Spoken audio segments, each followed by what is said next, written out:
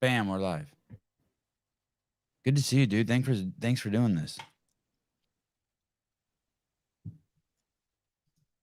Oh, and now I can't It's hear great you. to see you again. Are you recovered from medicine? Oh yeah, Can't hear me. totally. Yeah, I think I came back more recharged than when I left. I came back so fired up. I think our introduction in Madison was perfect. Yeah, that was crazy. Hey, we have a really bad delay. We do have a bad delay. Mm-hmm. Where are you? Is there anywhere else you could go? I'm in the police academy right now. We should have a pretty good connection. All right, we'll wing it. Yeah. Hey, what happened at the games? Like I saw you and we met, but I didn't even recognize you as someone I had invited onto the show, right? Like you were already scheduled to come on this show and I saw you last week and I didn't even recognize you, right? Yeah. Oh, dude, this connection's so bad. I don't think we're going to be able to pull Yeah, this so we off. came on North Park and you were, I think. This is bad. Yeah, my connection is good on this side.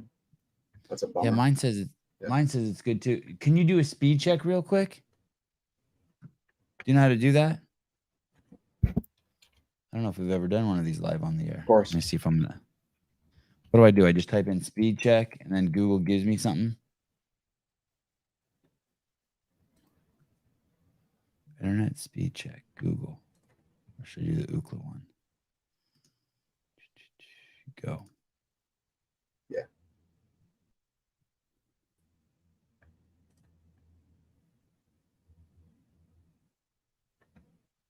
Hey, in the comments, do I look choppy or does he look choppy? Which one of us is? Can you guys tell who's which end it's on? Oh yeah, my shit looks fast as fuck. My downloads 450. Let's see what my upload is. And my upload's 12. How's yours? Oh, it's Adam. Good. Oh, that makes me happy. Adam is choppy. Yes. Yes. You're always good, Sevan. Well, thank you. I'm hardwired in. I don't use Wi-Fi on this computer. Are you on the? Is there a better network you could switch to, or maybe you could even switch to your cell phone? You could hotspot. Yeah, that's what I'm gonna do right now. Oh, you the man. Thank you. All right, Sorry, Adam. Sorry about this. Thank you for your patience, dude. It's all good. All right, here we go. Adam's been a cop for 20 years, maybe more than 20. We're about to find out. He found CrossFit in 2013. You will hear all of this again shortly. And he's doing some really cool shit. I think he sent me this shirt also. I never wear anyone else's shirt. This is a dope shirt. RB, what's up? Vindicate, what's up? Oh, I guess I should tell you guys some things real quick since we're here. We have some time. Go over to Paper Street Coffee. Don't spell out street. Use code word Sevan, and you get 18% off on all your subscriptions. So that'll be like all the coffee for the rest of your life, as long as you don't cancel the subscription. You will get 18% off on. So that's pretty cool. Oh, and I think the code is Games23. Maybe the code isn't Sevan. Games23. So that's cool. Toast Pacers is also having a sale. I don't know if that's still going, but you can use code word Sevan and get 15% off. Dog scratch me. Or you can use Games23 if it still works, and you can get 20% off. And there's a lady here in the comments who has a company called Sabbath Essentials. Sabbath Essentials. And you get 20% off if you use the code word Sevan there, which is cool as shit. Thank you for doing that. And then, of course, if you want a bicep that works like my, wait, which one is it? This one. This bicep is on CA peptides. Oh, good morning, Miss Burns. There she is. Morning, all. If you have any questions about Sabbath Essentials, there's Mrs. Burns.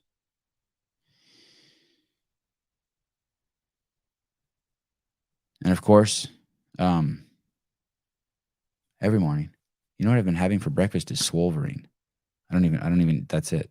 Just a big old cup of Swolverine. Hey. How's this? Oh, dude, money. So much Let's better. go. Thank you. Awesome. You demand. Yeah.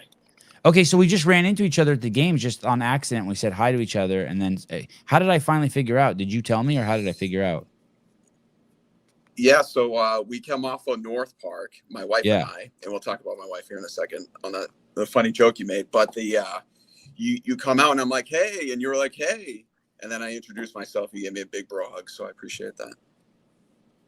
And did I piece it together right there when I heard your name? Did I? You absolutely did. Oh, good. Whew. Yeah. But the thing that was kind of interesting about that, and I wanted to ask you about that, was there was that guy who came up to you and said, hey, I really want to appreciate you for getting me through cancer. I think that's what the conversation was. And you had to talk to him for about like 3 or 4 minutes. And then we eventually got back to it. So it was wild. It was wild. Yeah, there were an overwhelming amount of people who said that the podcast got them through something. You know what I mean? Like, hey, I was the only person in my family who didn't want the injection, or I had cancer, or it was crazy. I was completely not prepared to handle that. It was kind of crazy. But it was awesome. I loved every second of it. They say like you shouldn't enjoy the intention. I kind of needed that validation because there was so much kind of crazy hype and like fear about me showing up there. Like I was going to start breathing fire and burning buildings down. And it was awesome. I saw your page and I saw that you were, this is your shirt, right? You sent me this. That's a great looking shirt. Yeah. And look at this. The back's dope. Yep, St. Michael's on there. Yeah, it's a really cool shirt. I actually saw so many shirts don't make it onto my back, and this one I pulled out and put on my dresser this morning. I'm like, I'm wearing this shit. I really appreciate it, and I really appreciate all support. Yeah, our trip to Madison for me was full of like gratitude. So my wife and I originally went to Madison in 2017 when I first went there. For a 10-year anniversary. We're there for a 15-year anniversary. We've been together for almost 24 years. So wow. How old are you? I am 41. I've been in law enforcement. Yeah, I've been in law enforcement about 20 years. Did you get married at 17? Got married in 2004, so around 25. 25 years old. Okay. And wait, how can you? If you got married when you were 25 and you've been married for 24 years, that would make you 49. We've been together for 24 years. Oh, okay. Okay, so forever. Wow, congratulations. What an achievement. Yeah, it's been she's been very supportive. She's a nurse and a redhead. That was the joke that you said to me. So you're like, hey, you're wrapping your hands around us. And you're like, hey, you a redhead? and she goes, yes. And I go, I guess we have something in common. Yes. So that was your anniversary. This trip was your anniversary. It was. Yeah. And part of that gratitude part, and so appreciative of all of the people who have support law enforcement. I heard your podcast yesterday when you and Susan were talking about just a lot of things about law enforcement and CrossFit Mayhem, where we're an affiliate. They supported law enforcement all the way through. Dave Castro, I got to meet Dave real quick. He's got a shirt too, and just you said, I really appreciate you. You always stand up for law enforcement. So it was a great experience, full of gratitude, and it was one of the happiest trips that we've had.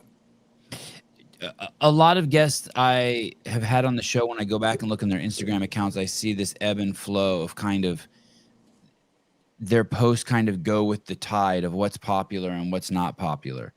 And when I went back in yours, it was really nice to see that there was just this straight line of just integrity all the way through. You pointed your compass at the truth, or attempted to at the truth, and you stayed with it. And I want to tell you, I really, really, really appreciate. You made some. Anyone can go back and look into his Instagram, but what is your Instagram again? It's if you just type in Adam Hawkins. Yeah, it's at Ironworks Hawk. Oh, that's right. That's why I was always having trouble finding it. And I dug, you know, way back into it. And I'm like, wow, this guy has stayed the course. This guy stayed the course. It's a great, and you're a CrossFitter through and through, kind of crazy. Oh, here's my shirt. Through and through. We started, my wife started right before me, but August of 2013. That's when we started. Hey, Adam, why did you become a cop? That's a great question. I actually stumbled into it. From New Hampshire, went to the University of New Hampshire. It took me 10 years to get my associate's degree, so that wasn't very good. Just had a lot of fun and great experience at college. I stepped away. When I went back home, my uncle, who was a cop, he actually says, hey, you want to come by and do some artwork for the police department? So I ended up doing that.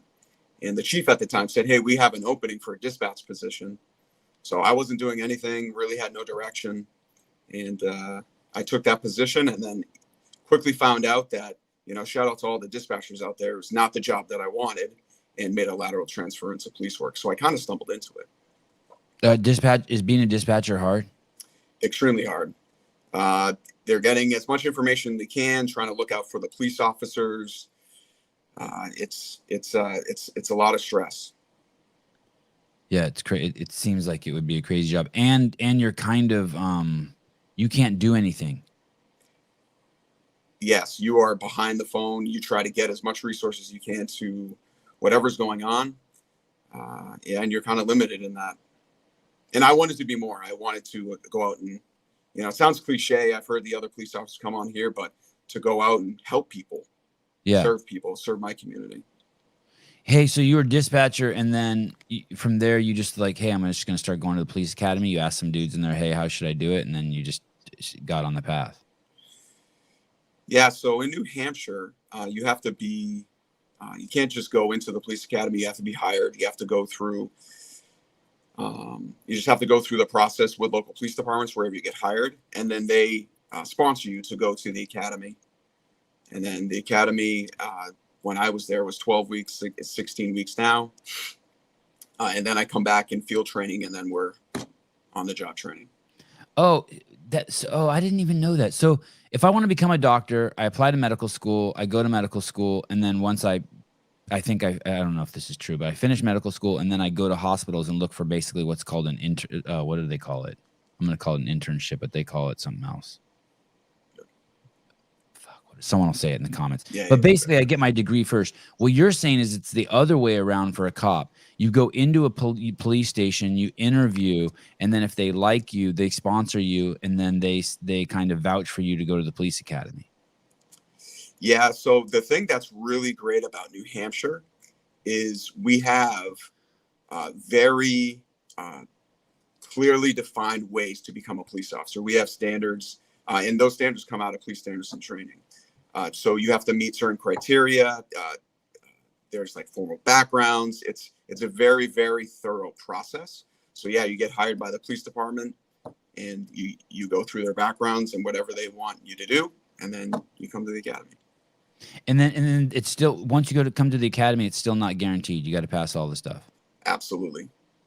Yep. In our curriculum, the other special thing about New Hampshire is that there's only one police academy in New Hampshire. In the entire state. In the entire state. So when it comes to curriculum or voice or training and updating trainings, state police, county, local, big city, whatever label you want to put on a police officer, they all come through our doors. Gotcha. Oh, a residency or fellowship. Gotcha. Thank you. What doctors do. Justin H. Some states are agency sponsored, others are self-certified, then hired. Yeah, makes sense. Okay. Olivia, backgrounds in California is a long ass process. Hey, have the standards dropped for? I always hear that the standards for getting into the military have dropped, and I would just have the standards dropped for police officers. Not in New Hampshire. No. Oh, awesome! Wow. Yep. And I ended up running into Caleb, and I told Caleb, I'm like, hey, Caleb, I know you're always talking about law enforcement, military, and the standards go down. New Hampshire is one of the only states, actually the only state, that has a physical fitness or requirement attached to their certification. So every 3 years, a police officer has to take a PT test. No shit. Yes. Wow. So do you ever see dudes so you must see dudes and you're like, oh shit, that guy can't pass the PT test. And then it must be like 6 months before their PT test, they probably like sign up for a gym and they're like, hey, I better get in shape.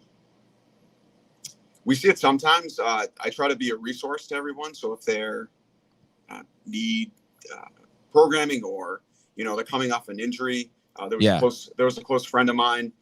He did a long. He retired. He was trying to get his certification back. Had a hip injury, working through CrossFit, get him up so he was able to get his certification back. But sometimes we do see that because life happens. But we just try to be a resource for everyone to get healthy and fit. Jessica Valenzuela, our fitness test is a 500-meter row. It's a joke. Yeah, 500 meters doesn't seem quite long enough. No, the state of Vermont used to use a 2,000-meter row as a PT test. That's it? Just a singular one modality, 2,000 meters? Yeah, they used to do it, but then they've gone back to the traditional sit-ups, push-ups, and mile and a half run, and that's what we use in New Hampshire. Hey, what do you remember what the time was for the 2,000-meter row? I do not. I could probably look it up. You think it was under 8 minutes? I hope not. That'd be cooking, right? I want to know if I can become a cop in New Hampshire. Hey, what if you don't pass it, Adam? Well, at a particular stage. So obviously, to get into the academy, you have to pass the PT test. So that's right. Sit-ups, push-ups, mile and a half run. We have waiver processes. If someone gets hurt, then they could get a medical clearance. But in the end, if you don't pass the PT test, your certification will get suspended.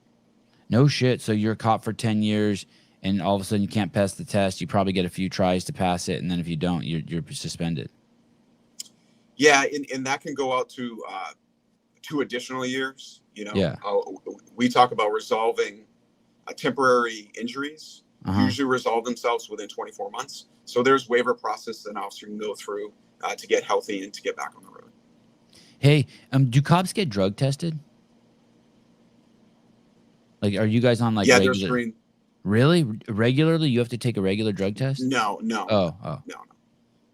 I saw an interesting meme the other day, and it said, God, I wish I could remember it, but it was basically saying, for my job, I have to take a drug test. For you to collect for your job, you should have to take a drug test too. And it was for collecting welfare checks.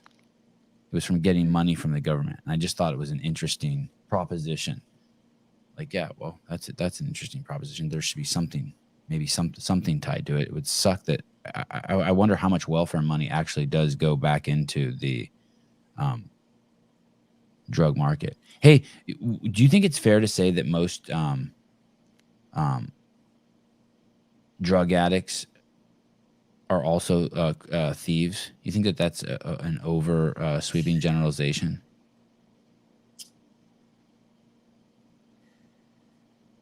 Okay, we skipped that question. Well, right. It is an interesting question, just because when people start becoming dependent, right?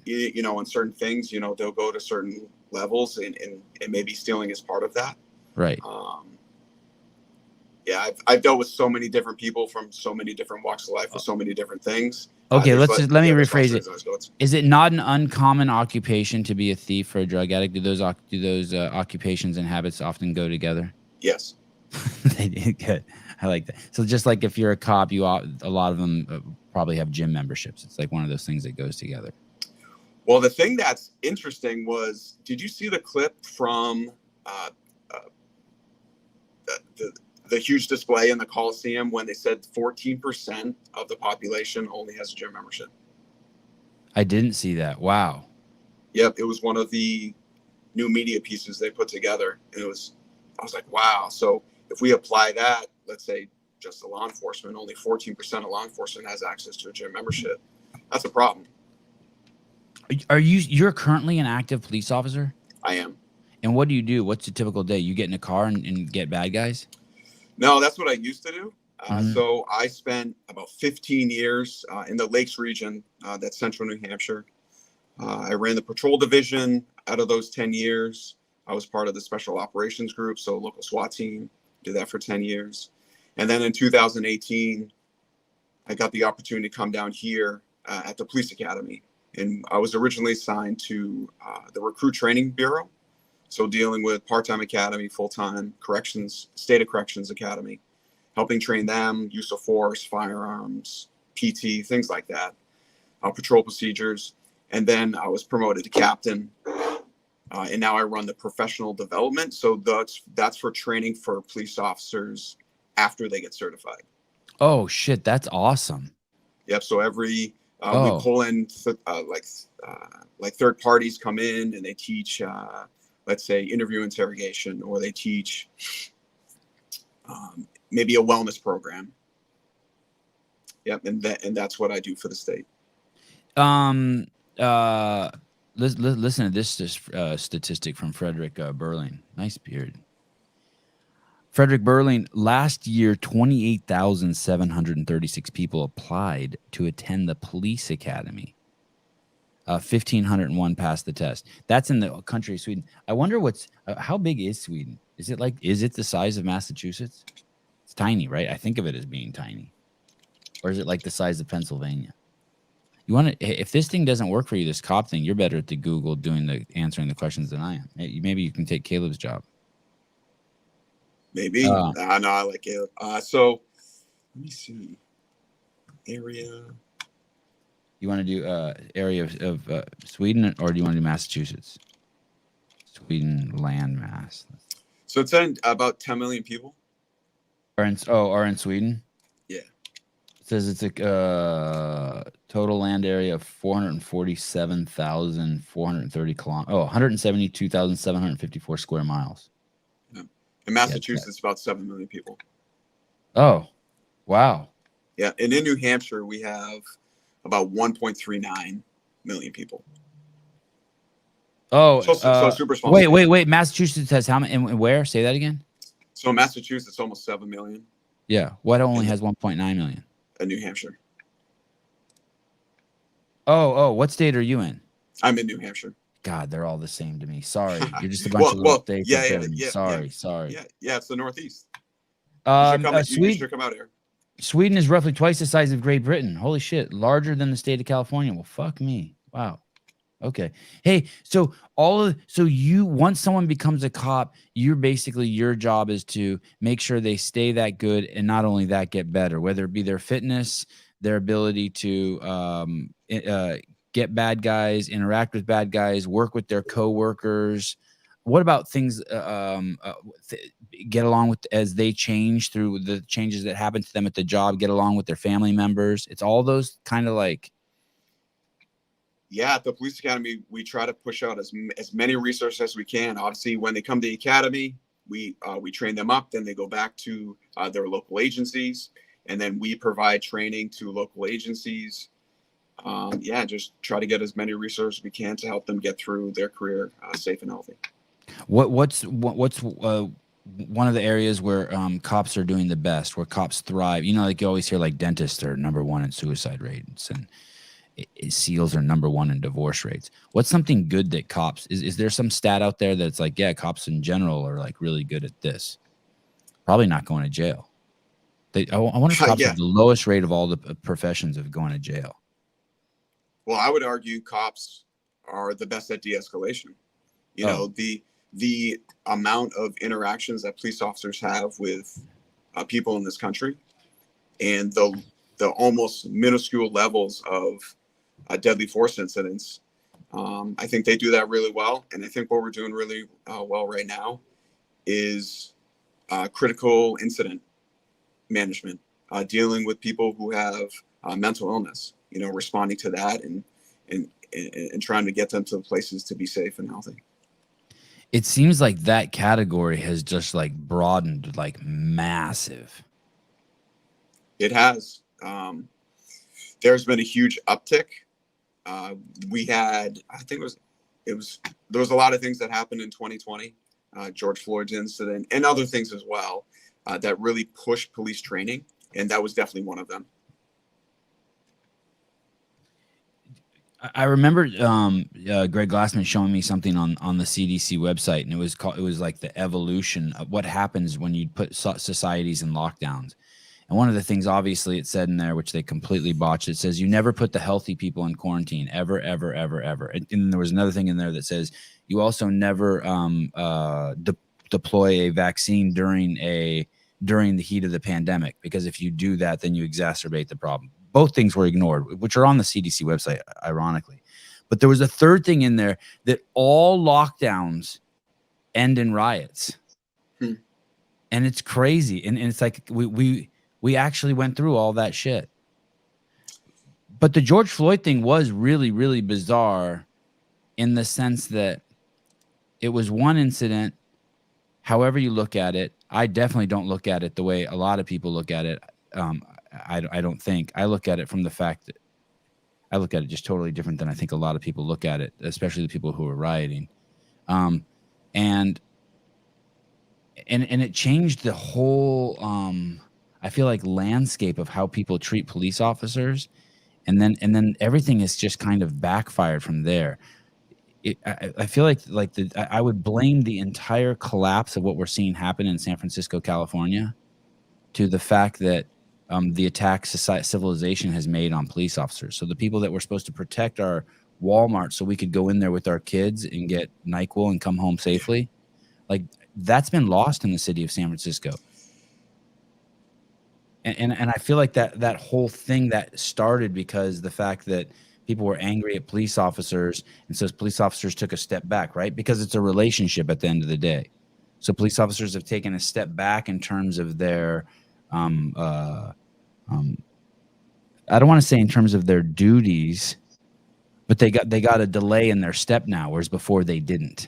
So maybe proactiveness. Well, it's kind of like this, everyone in society is like, hey, you guys are being too aggressive. So they're like, okay. So they all took a step back and they're giving it a 1,000 now before they interact with people, with the bad guys. And in that 1,000 that we've asked them to take, crime has skyrocketed.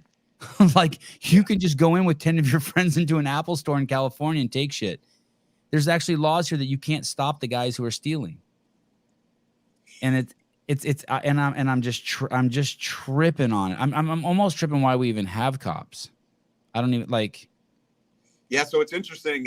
We are in like a bad movie. It's like The Purge here. It really is weird, dude. It really is weird. I don't know how it is in New Hampshire, but it's weird here. And that's what I was going to bring up. I've gone out to California a couple times. Had friends in San Diego, and then St. Maria. They live in St. Maria now, so I've gotten to see a little bit of that. A lot of homeless my buddy's population the in San Diego. fire cap. My buddy's the fire captain in Santa Maria, by the way. Some pretty gnarly shit he does besides putting out fires, like washing blood off the side of violent shit. Yeah, police officers and firefighters. I think Bill Grundler talks a lot about. He's from that area. Yeah, he was a firefighter in that area. Not exactly, but close. Yeah, sorry, but go ahead. You have a friend in Santa Maria. Yeah, just but to be able to see, on San Diego, homeless population didn't a different way of living. Out in the East Coast, after George Floyd, it was a lot of defund the police. That we didn't really feel that in the East Coast. We had a lot of support from our state, and our governor out here, where we actually got more funding. We got more resources. We got more great people that were coming in here. So our agency actually kind of exploded a little bit in terms of, all those things, the money and the resources. So we're actually be able to push out more information. And again, in New Hampshire, we're a little bit smaller, but we still deal with all of the same types of crimes that every other state deals with, just a lower frequency because we have a lower population. But yeah, we're able to push out a lot of resources and a lot of training. I actually have the person who does our curriculum is actually sitting in a meeting right now, working with a representative to get a lot of funding for post-traumatic stress disorder training for police officers in the state. Hey, have you guys become a role model or an example for that? Are people like coming to you now, like other states, being like, "Oh shit, you did the opposite. You increased funding"? We've worked. The state of Massachusetts, it's come to us. They built up their post with certifications, things like that. We've worked with other states. Washington State, one of the programs that came to us for officer wellness was called the ABLE program, Active Bystandership in Law Enforcement. New Hampshire, Washington were the first two states to get onto that. And what the Active Bystandership program is to be able to reduce mistakes, prevent misconduct, promote health and wellness through law enforcement. The question your answer is yes. States have come to us to see how we're doing and how we're doing it so well. Washington State came to you guys? They were a partner in the ABLE program. So us and Washington State were the first two states to adopt that program and give it to the masses. Because I think they ended up having some real issues with retention, like crazy issues, and they let some crazy shit happen in those cities. They let people take over blocks of that city, including blocks where there were police stations. The citizens took over. Citizens, I don't know if that's the right word, but the people took over blocks of that city for fucking I want to say over a month. That's wild. Yeah, it is wild. It's like that movie Escape from New York. We don't see that here in New Hampshire. No. But I will touch on what you just said about retention. Yeah. Retention is an issue across the country. Being able to find people who want to become police officers and then keeping people or police officers in law enforcement throughout their career. We're actually seeing an uptick of people who have 8 years on. They're like, no, we're going to leave now for lots of different reasons. Two-part question. How do I know if I want to become a police officer? Like what kind of person am I? And then the second thing, could I be listening to this podcast and be like, wow, I live in Seattle, but this sounds really good to be a police officer in New Hampshire. Can someone just move there and pick up a career and do that? Do you have to have any long-term residency there? No, that's exactly what we're seeing in New Hampshire right now, is we're seeing a ton of people from out of state coming here. And we have a reciprocal certification process where you can actually come here, say, I worked 4 years in Massachusetts, and now I want to become a New Hampshire police officer. You can submit all your paperwork. You go through what we call a law package process. So our laws are a little bit different, and you take a test, and you have to do your PT test first, and then you take the test out, or you can sit in with the academy classes, and once you pass the curriculum, you can be a certified New Hampshire police officer. So we are actually seeing an uptick in out-of-state police officers wanted to come here and be a cop in New Hampshire. Wow, yeah, because the cops I know in my area, I feel like they're always looking for other stuff. Oh yeah, yeah, and again, New Hampshire's safe. I think there's lots of reasons why we're safe. We have curriculum, we have great training, and a lot of people see, and it's a beautiful state too. So it's we welcome them all. Hey, did you play sports as a kid? Were you physically active as a kid? I was. I played basketball all the way through high school. I played AAU basketball. Had an opportunity to see Division I athletics at the University of New Hampshire as a state, as a student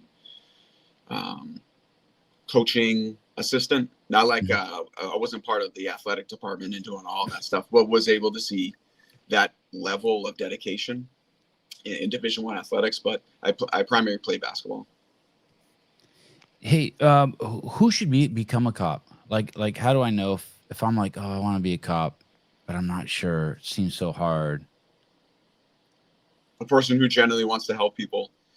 I love when you put the title of this, significance through service. My father worked for the state of New Hampshire for 42 years in the mental health realm. So Wow. I can send you something in the chat, but there's this documentary called Lost in Laconia, and they talk about the mental health crisis in Laconia, and he worked through that. He worked at the state school until about 94, and then he went over to the state hospital. So seeing my father, dedicate his life to people. My grandfathers, I have uncles and cousins who are in the military. My wife, my mother was an LNA. My What's wife an being a LNA? nurse, What's an LNA? a licensed nurse assistant, Okay. I believe. Yeah. Okay. So he did that, in him setting the example for me, in creating significance in your life.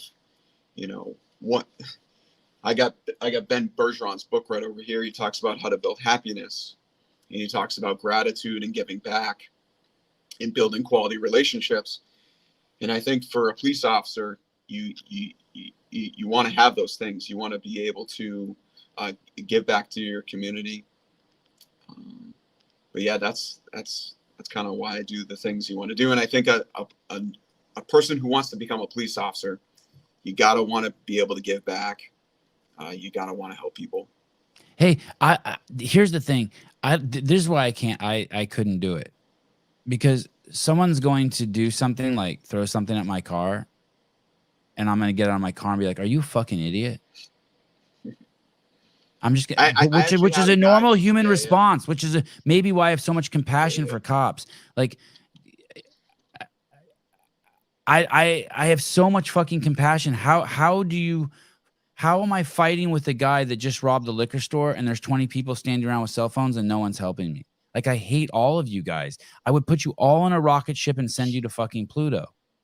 Like, this guy is trying to stop the guy who stole from the store so that all of our prices don't go up, and you're sitting there yelling at the cop, calling him a fucking pig.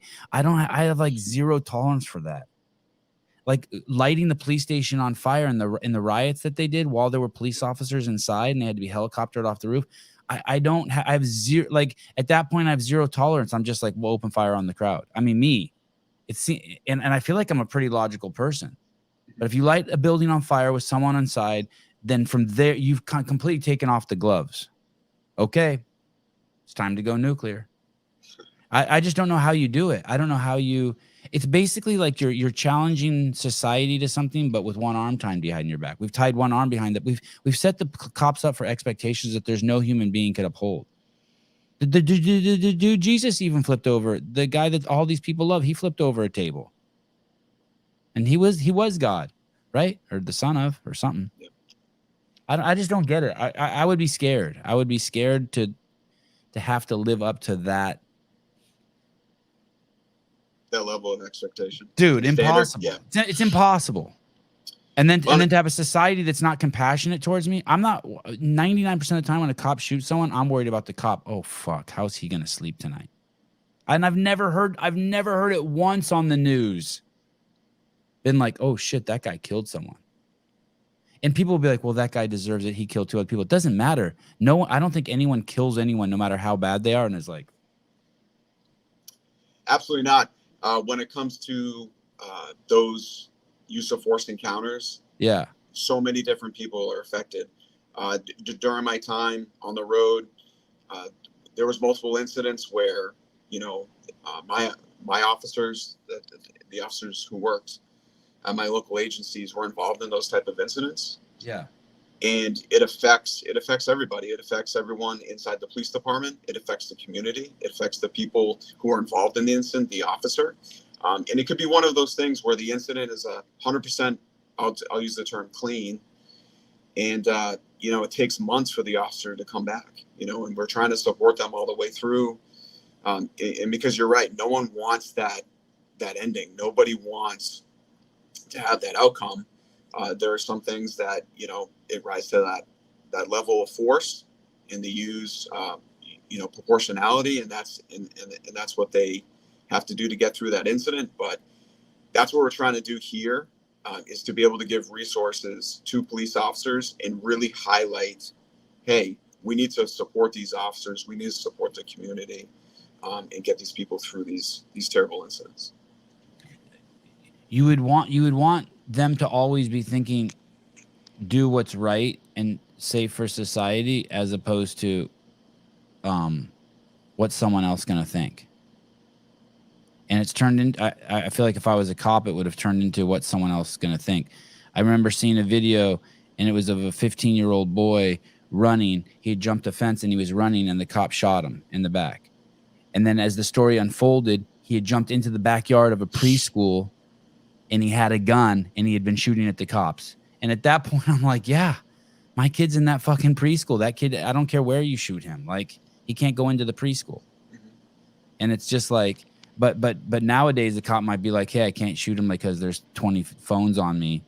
And yeah, it's man, you guys have a tough job. Crazy tough job. And yeah. In New Hampshire, do police officers have to be certain weight? When I was in the Army, obesity was becoming a big issue. Thank you for what you do. Nope. Not there's nothing with weight. What if you're 7 feet tall? Can you become a cop? Yeah, hopefully they have big enough cruisers for you, but yeah, absolutely. What if you're a midget? What if you're a dwarf? Can you become a cop?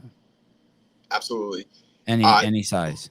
Yeah, I was in we were in the first couple rows in the Coliseum, and I got to see is it Shrunky? Oh, David Shrunk. Yeah. He is a giant. He's a giant. So even if you wanted to become a police officer, you'd be all good. Bailey Walker, well said. Sevan, police officers are amazing people that we expect way too much of. Way too much. And hey, that's the thing too. Thanks, like Bailey. if you see a cop, go out of your, like, I know just from being at the games, when someone waves at you or says your name, go out of your way and say hi to them. Make them feel good. Just do your little part of civic duty every time you see a cop, to wave or to smile or just say thank you. Just do it. You're contributing. If that can help that cop have this much more patience or be this much nicer to the next guy, because they're just getting called to douchebags all day. They're never being called to, like, oh my God, there's an incredible Christmas party on Block 7 and they want to give you a present. That's never happened. No. Yeah, it's the rule. You deal with 10% of the population 90% of the time. You're 20 years in. Couldn't you just retire? It sounds like you're like full steam ahead instead of like looking at the end.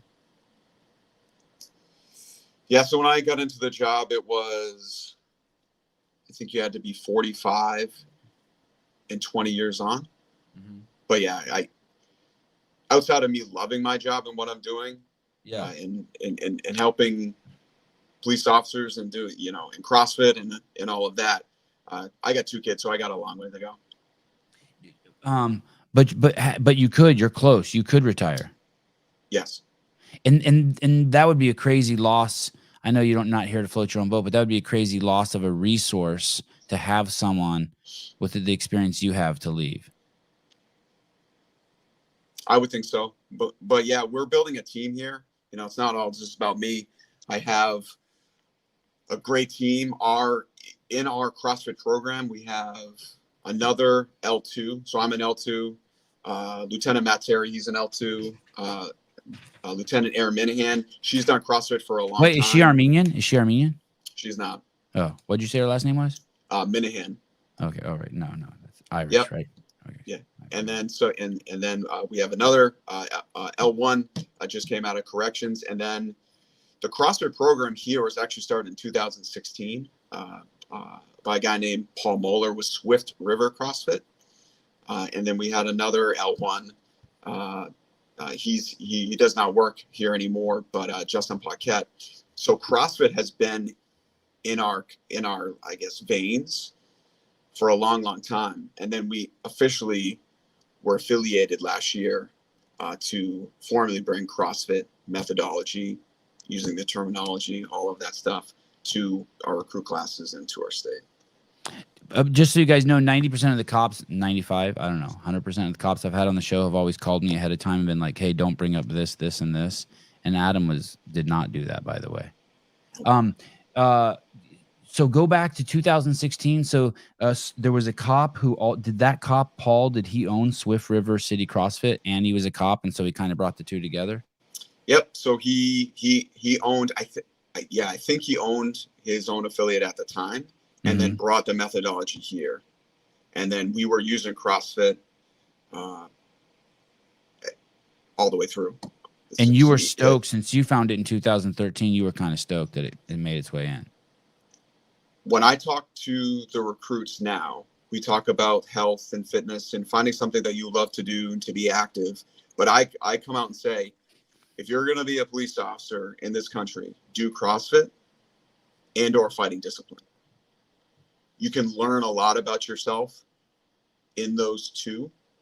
And I was, you know, coming here, learning from Paul, being able to build the program and then get it to where it is now is, it's been a very humbling experience. I'm very glad to be here.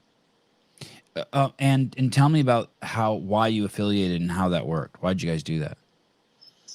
And it's the police academy that affiliated? It is. We are one of 2 state agencies that are affiliated with CrossFit, us and the National Guard. Oh, no shit. Yep. Wow, that's cool. And what does that mean? So there's someone there who's are you in charge of the actual, is there someone there at the police academy who's like, hey, I'm in charge of like the physical fitness training, meaning getting people strong and having a good engine? Yes, that would be myself. So I, part of the overall wellness program, part of that is the CrossFit and in the physical fitness training that we do in the academies. So I run the wellness program for the police academy. And then I have all of the trainers. And so we have 2 classes in the morning. I actually taught this morning with Lieutenant Matt Terry. We taught this morning. He taught 6 and I was there for the 7 o'clock class. I like how you call it the CrossFit. Yeah, it's the CrossFit. It's the only thing, right? And Greg used to call it that too. Hey, are you doing the CrossFit? Like it's a pill or something. Yeah, I think Nicole Carroll called it. Actually, I saw Nicole Carroll.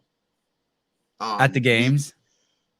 So funny story. We're at this really nice restaurant, Deluxe, and we're sitting there, and you know it's the end of the games. It's Sunday night, and we see Austin Maliolo go in. I'm like, I've known Austin. He was my L1, L2 trainer, and then this car pulls up, and Nicole Carroll comes out, and obviously being in the CrossFit space, I know Nicole Carroll is. Just seeing her, she's a powerhouse. Yeah, she is. She's a powerhouse. So she walks in. Yeah. And then Don Fall walks in. So they must have been doing some sort of, you know, after the game. Did you say hi to Nicole? I did not. She's totally approachable. Next time, bug the shit out of her. She's so approachable. Actually, my wife was sitting next to me. She's like, "Do not talk to them. They're going in. They're doing their stuff. Like, no. Hey, listen. I actually wanted to talk to Don. You know, I saw him a couple times talking.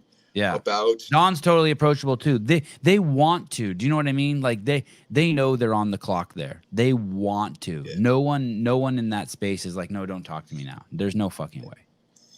Yeah, because I wanted to, you know, maybe he'll hear this was CrossFit used to do a law enforcement training program.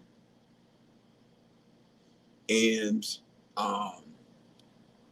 it was Greg Amundsen. I've talked to Greg a couple times. Oh, Greg Amundsen. Yeah. That's right. Yeah, and he was very vital into planting the seeds early, about 3 years ago. Yeah. With the director here, talking with him and trying to get CrossFit in here, I believe he used to run like an 8-hour course for law enforcement and like training and things like that. I've recently seen, maybe the last year or so, that's kind of gone away. Yeah. And I think it would be, you know, because military, law enforcement, that's kind of the roots of CrossFit. So I'd like to see something like that come back. Hey, send Nicole an email. She's receptive to all that. You know, Greg Amundsen was such a stud. I could be talking out of turn here, but as I recall, because I worked with him a little bit on it, just like I would talk to him about it when I worked at CrossFit. And I did go to the California Highway Patrol Academy at least twice with him and Dave or something along these lines. And he spearheaded that all by himself. It wasn't like someone's like, hey, Greg, here's money. We were hiring you to do this. He would just be like, hey, I'm doing these talks for free for police academies. And then Greg would be like, okay, you know, we'll pay for your gas or some shit. I don't remember. I'm kind of making that part up. But he was a go-getter. That dude is driven. What a great resource. Yeah, say something to Nicole. They're so receptive to all that. She wants to be, all of those people there want to be contacted. This is this is not some official word from CrossFit. This is the Sevan Podcast. They want to be contacted by sane people. So just like you get called to wackadoodle's house all day. You know, you go there and it's a husband and wife fighting over who gets the last M&M, and they're fucking got a gun out over it. There's a fucking bunch of affiliates like that. I mean, just, you know, so when someone contacts them with some sane shit, they love that. You know what I mean? Not like, hey, I was having seizures because of the colors of the games outfits. You cannot ever have red again. And people, they're like, whoa, easy, wackadoodle. Yeah, you should totally contact them. They love that shit, being contacted by sane people who want to help people. Yeah. So going back to Nicole, I think one of her recent podcasts, she was talking about how CrossFit's it is the CrossFit, right? And there's no competition. So, you know, getting our affiliation, believing in the methodology, seeing it work, right? I think there's one thing of actually, you know, having an idea of what it is and actually doing it and seeing it. And it's helped me tremendously over my career, being in a lot of tough situations. If you are physically fit, you have the ability to handle stress better. It is what it is. And you have the ability to do your job the way that people expect you to do your job. That Saxon Panchek interview you did with him when he was caught on the mountain, that cannot happen. Right. And, you know, I've had conversations with the director about, you know, doing this, promoting health and wellness and bringing a program and believing in CrossFit and do all this stuff. This is the hill that I'm willing to die on. This is the sword, you know, at the top of the mountain. We need to push these resources out because there are a lot of police officers who are struggling out there, and we need to be there to support them. And how to do that is through CrossFit. This is the clip you're talking about. Let's see if I can pull it up. First responders, I think fitness is the most important thing. Because I actually I did like my EMT before the police academy, like 2 or 3 years before, because I felt like I was being pulled in that direction too. When I was younger, we had an accident, and the firefighters, Saxon and I fell off a cliff when we were younger, and the firefighters, they weren't fit enough to get us off the cliff. They couldn't carry the stoke baskets up. So my brother ended up carrying the stoke baskets up to us, and they're like, my back hurts. Like, I can't do this. And it's like, this is your job. Like, how can you step in and try and save people's lives if you don't feel like you're fit enough? So like that was why. Hey, there's two morals to the story there, by the way.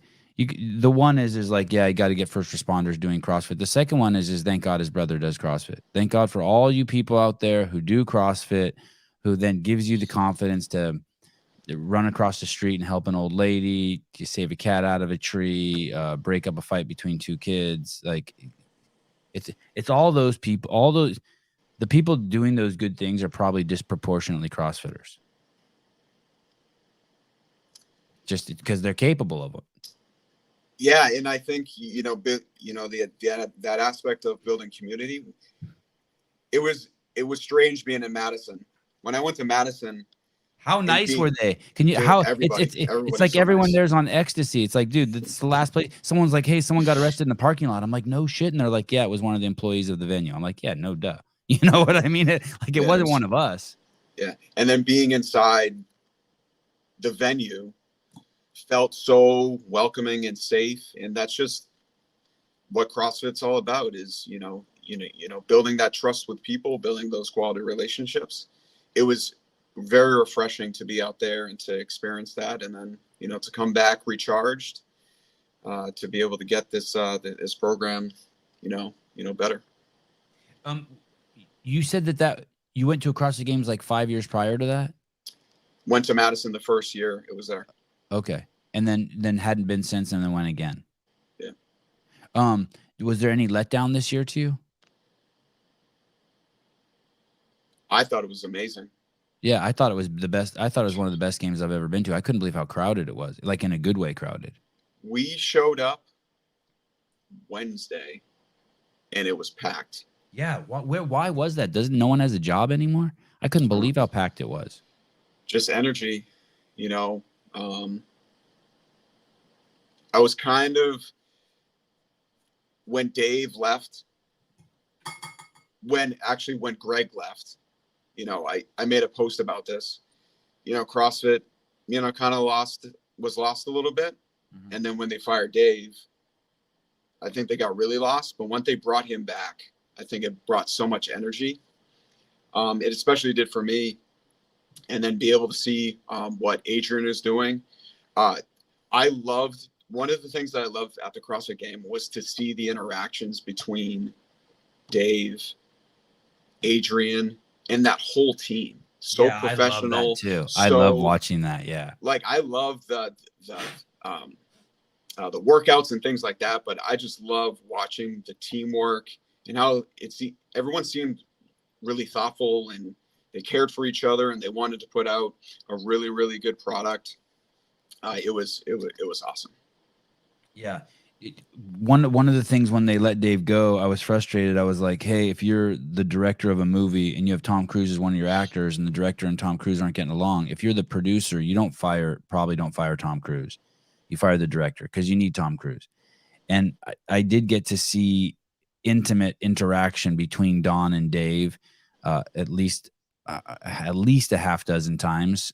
Stuff that, Dave would be like, hey, don't film this or push me away. And Don's amazing. Like he knows how to utilize Dave. It was awesome seeing those two work together.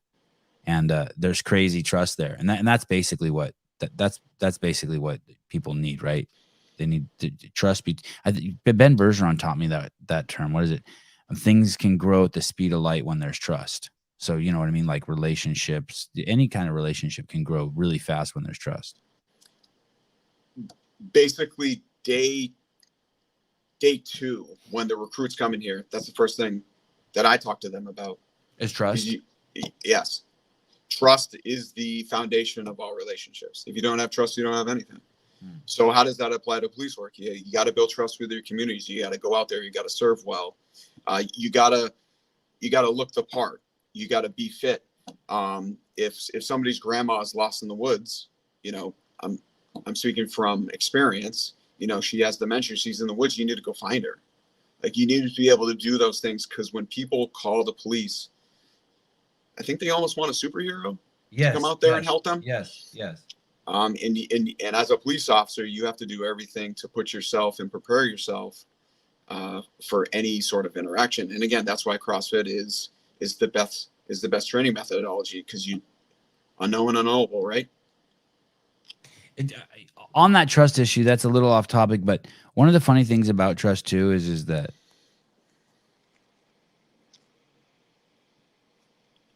it goes back to holding people to crazy standards again.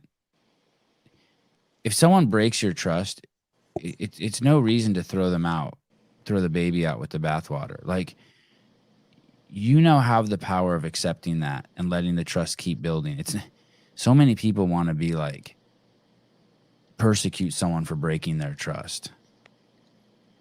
And it doesn't have to be that way. I don't live my life. It's one of the things that I learned. I don't know when I learned it, but I learned it at a young age. And some of my best friends have been some of the least trustworthy people that I've ever known. But I invested in, like, I have to realize, like, it's on me too, because I held them to that expectation. A piece of it is on you too. Trust is just we could do a whole show on it, but trust is a trippy thing. You should be worried about other people, about making it so you're trustworthy. You shouldn't worry about other people, I guess is the saying, is more like it. But so many people are worried about other people's trustworthiness. Don't worry if they burn you. You just worry about yourself, and good things are going to keep happening. So that's that. Jenny Vaccaro, Sevan, it's horrible, the patience and self-control. Oh, of becoming a police officer. Yeah, that shit's absolutely nuts. Did Bailey, there was another one in here I wanted to read. Where is it? Dina Martinez, my husband just retired from law enforcement in September of 2020. Good time to get out. And his passion for helping others still continues as a retired tactical officer at the academy here in California. It's in his heart. Oh, that's cool. What's that mean? Like he retired, but he still goes to the academy and helps and works? Yeah. So if I retire, I can come back as a part-time police officer, a certain amount of hours that I can work, but I could be hired by, let's say, the police academy or a local agency, and then come up here and help out the recruits and get back in that respect. When you so you affiliated, I assume you're a nonprofit, so you guys don't pay affiliation fees. We do not. It was waived. Yep. And you affiliated for what reason? Just sort of for the integrity piece, and for why even affiliate?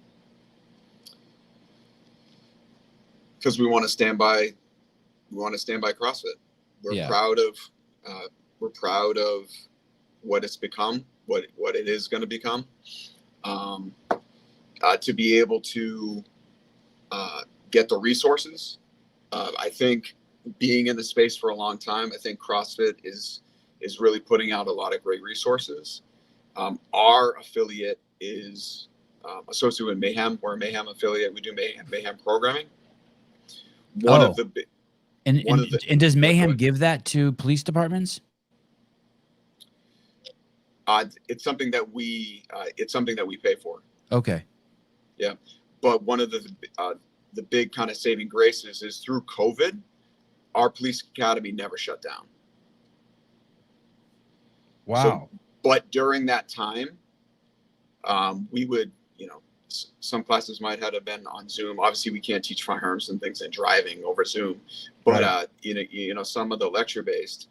But one of the big pieces in their program was the at home, right? So I know there was a lot of things that came out of COVID. One of the best things was to be able to deliver those services, those programming services. Being a coach since 2015 for CrossFit, and dealing with all the things that we're dealing with, it was very nice to be able to have such world-class programming in different scales to those programs, so we could offer it to recruits who are at home. And that kind of helped us get through COVID, and then eventually we go and we affiliate, and we were putting the recruits through the it was I think Ferris Bueller theme week, so they were doing all the stuff this morning. It was fun. Hey, so some states shut down or cities shut down their academies, so they weren't getting new cops for a period of time? I can't speak to specifics, but I believe there was. Wow, that's crazy. God, it's shit like that you don't even think about. You can't have like a lull in the recruitment of cops and firefighters and shit like that, right? No, and that was our priority. We wanted to be, we had to stay open. There was people, we talked about it earlier about retention and recruitment. We have a hard enough time finding people to work. Hey, we got to get them certified so they can go out and help their communities, right? Because the other part of our wellness program is if we don't have police officers, there's a lot of vacancies, and the people who are working the streets, they're working more. So what does that mean? They are away from maybe their gym. They can't go to the gym when they want. They're held over for overtime. They're seeing more bad things. And then just it compounds and compounds and compounds. So it was our duty to keep the academy open, keep the professionalism and competence of New Hampshire law enforcement at the highest level, so they could go back and serve their communities. So yeah, it was a priority, and we never shut down. Hey, I'm guessing that if you're a cop and you're kind of like, this is just from my perception, but the dudes who work in the prisons are kind of like, that's like the fucking shit job, and like the cool job is SWAT team.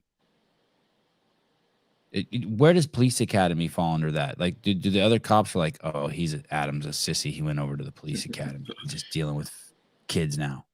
No, because we built so many relationships and we work with, there's about 228 law enforcement agencies in the state. And because we're a smaller state, we have ties with everybody, so eventually if someone is, wants to go and give back, there's an opportunity to do that here at the police academy. So I don't think it's a step down. It's actually a step up, because you get to serve now, instead of serving like a community specifically, you're serving the police officers who serve those communities. How long have you been there at the police academy? Since 2018. So and 6 years. How many cops have graduated in that time? Do you know? So we average about 50 officers per recruit academy. So it's been 6 years. So that's 150. We can do some quick math, maybe 900. And all of them have heard you probably speak on CrossFit. Yes. Not even probably, they have. Yes, they have. And the importance of health and wellness. Do you think they've all done CrossFit? At least one CrossFit workout, all those 800? Yes. Yeah, I know that's for crazy. a fact that they have. Dude, that's crazy. Hey, I wonder how many. I bet you at least one of them is opened in an affiliate. I don't know that. I would like to go back and think that maybe they've experienced it here, had a great experience. I know for a fact that people will leave here and go to an affiliate, but that would be interesting to find out. I don't know. Hey, they got this program with the Army where they're like, I want to say it's at Fort Bragg, but I don't know where it is. Somewhere on the East Coast, where they're basically doing one-day courses for all the dudes in this. I don't even know if you call it a platoon, but crew of dudes. And I think they're going to do thousands of them. But also, if you're in the Army will pay you. If you sign up for a level 1 and take the 2-day course, they'll pay for it. They'll pay for it. Yeah. That would be kind of great. That's a kind of a. I wonder if are there any states doing that for their police officers or firefighters? It seems like a genius investment. We're rooted. Law enforcement's rooted in CrossFit. That's where it came from. We pay for our trainers here. We pay for their L1s or the recertification process. Right. But yeah, I think that was great what the Army did. Crazy. Yeah.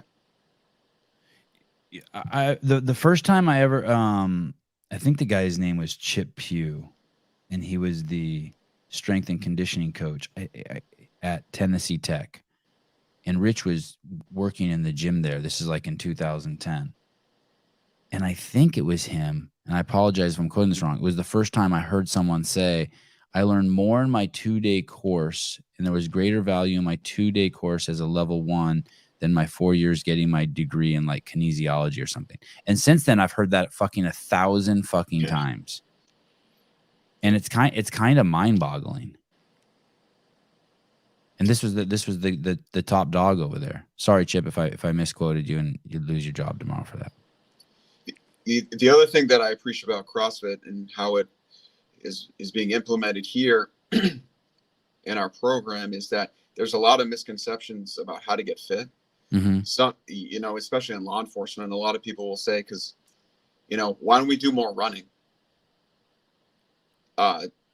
Running's the only way to get fit. And I go back to Chris Hinshaw. I'm like, hey, Chris Hinshaw says he, I think it's 2 days a week that he has his athletes run.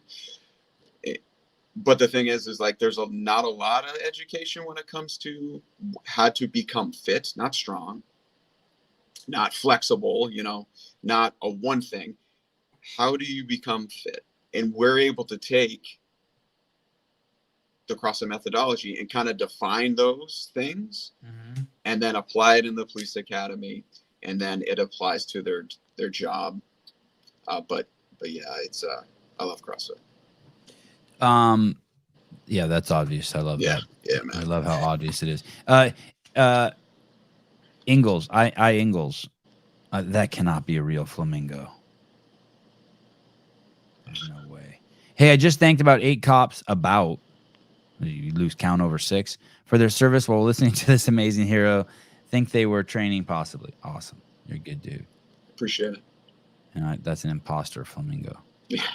Nicole Lancaster, the health and wellness course for FF. What's FF? First firefighters? Firefighters? For firefighters, thank you. Has nothing on CrossFit. They tell you this and that, but there is no follow through of how to implement the health and wellness. Dina Martinez, Sevi, my husband first found out about CrossFit back in 2013 with LAPD. Until this day, he continues to stay active and fit at 53. I think LAPD, and I know NYPD is affiliated. Yeah. I don't know about. And they got that, they work with that, with Amy West over there. Do you know Amy West? I don't. She's a, awesome human being. She's a physician. And what's crazy is she also got her film degree from NYU, which is the most prestigious film school you can get it from, for whatever that means. And then she's also a physician. And I think somehow every time I see pictures like these group pictures of the NYPD or the firefighters in New York City doing CrossFit, she's always in them. So she's somehow affiliated with them.